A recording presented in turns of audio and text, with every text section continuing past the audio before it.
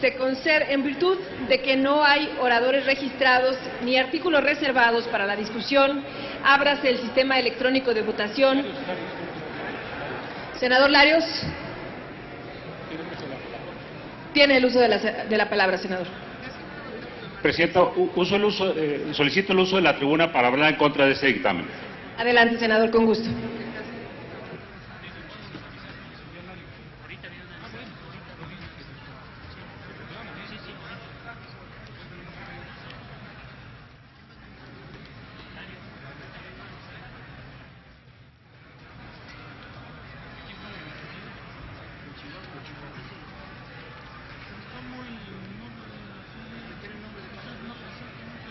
La bandera el día del...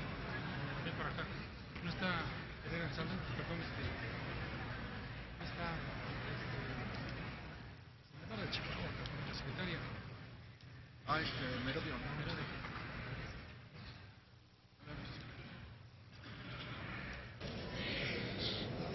Este dictamen que se presenta de la Comisión de Gobernación responde a una iniciativa que se presentó en el primer periodo legislativo de este Senado. El dictamen se construyó hace casi un año. Desde entonces manifesté mi oposición a esta propuesta. Es una modificación a la ley del escudo y la bandera para ensalzar la fecha conmemorativa de Francisco Villa. Lo hago mi oposición en términos regionales, sin dejar de reconocer que la historia de este país ha dejado una huella importante. Francisco Villa, difícilmente podría concebirse la caída de la dictadura de Porfirio Díaz sin la toma de Ciudad Juárez que hizo precisamente Francisco Villa. Pero también Francisco Villa es objeto de muchísimas acciones que son verdaderamente deplorables. Particularmente quiero relatar una acción que se suscitó en el estado de Sonora, en el municipio de San Pedro de la Cueva, el 2 de diciembre de 1915.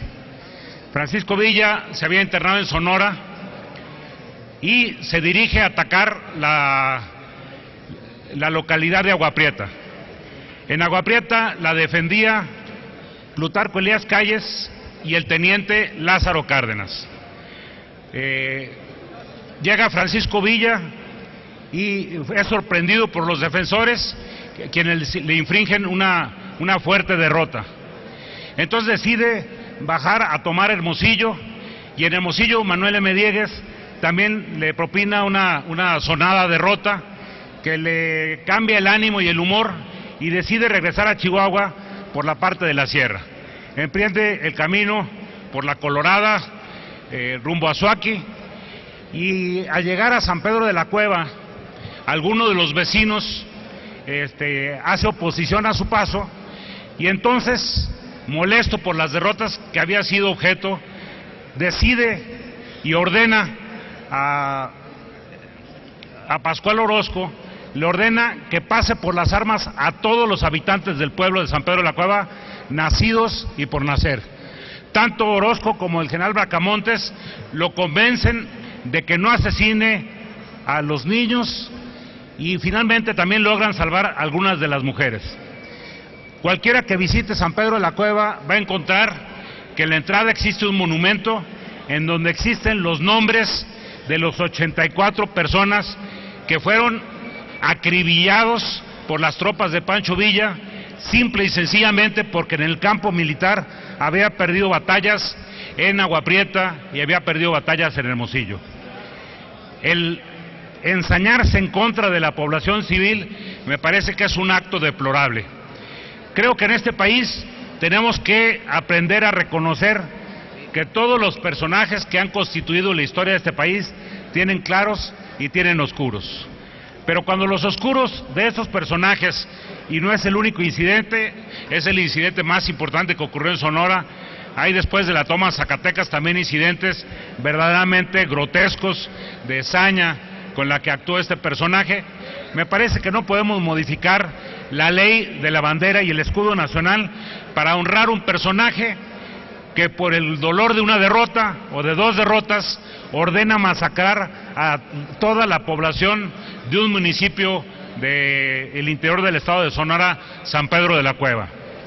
Ya en la Cámara de Diputados alguna vez subió el nieto, Peñuñuri, de una de las personas que fueron masacradas por Francisco Villa para oponerse a este asunto.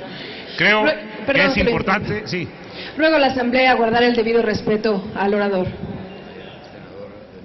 Senador de Médicis, ¿con qué objeto? Solo para hacer una pregunta al orador, si me lo permite. ¿Autoriza, senador Larios? Con todo gusto. Sí, solamente preguntarle, compañero senador, si usted considera que Francisco Villa, a partir de las acciones que realizó a favor de la patria, usted lo considera un héroe nacional. Lo he dicho aquí, gracias por su pregunta, señor senador, lo he dicho aquí, Francisco Villa es un personaje clave en la historia de este país. Como todos los personajes tiene claros y oscuros. Y empecé diciendo que no sería, quizá la historia de este país fuera diferente si Francisco Villa no hubiera propiciado la toma de Ciudad Juárez, que fue el elemento clave para la salida del poder de Porfirio Díaz. Pero eso no quita el reconocer que cometió graves delitos de lesa humanidad, como masacrar a los habitantes de una población entera. Les ruego, señores senadores, no se permiten diálogos. A ver, me parece que eso tendría que partir de la definición de haber asumido actos heroicos. Es un personaje, parte de que conforma la historia de este país. No sé si haya realizado actos heroicos en la definición, en la concepción que yo tengo de lo que es un acto heroico. Por ese motivo, en la concepción que yo tengo, no. Senador Barbosa, ¿con qué objeto? Continúe, senador Larios. Por estos argumentos, me parece que hay que sostener en la historia el reconocimiento de la existencia de este personaje, de su actuación en la historia, pero también no ponerlo como un ejemplo en las generaciones futuras. Yo quisiera saber, el día que se obligue por ley izar el asta, izar la bandera en el asta, para conmemoración de Francisco Villa, ¿qué se va a hacer en Sonora? ¿Y qué se va a hacer particularmente en donde viven los descendientes de las personas masacradas por este personaje? No podemos aprobar una modificación a la ley que en una parte del territorio nacional no se va a acatar. Es cuanto, señora presidenta. Gracias, senador.